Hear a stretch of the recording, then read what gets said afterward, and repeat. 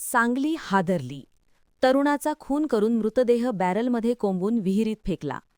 सांगलीमध्ये खून झालेल्या दलित महासंघाचे जिल्हाध्यक्ष उत्तम मोहिते यांच्या एका साथीदाराचा निर्घृण खून करण्यात आल्याचे उघडकीस आले आहे.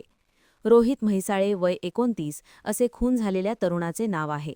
धक्कादायक बाब म्हणजे खून करून त्याचा मृतदेह प्लास्टिकच्या बॅरेलमध्ये कोंबून एका पडक्या विहिरीत टाकण्यात आला होता.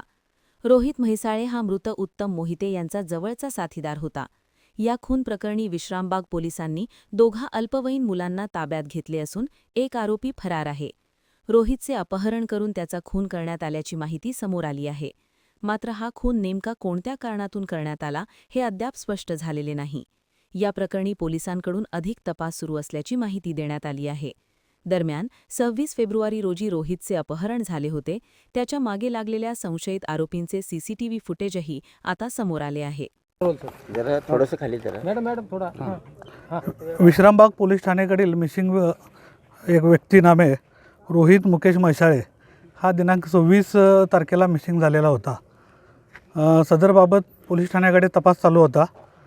त्या अनुषंगाने कालपासून आमची टीम दोन बालकांकडे तपास करत होती. त्या दोन बालकांनी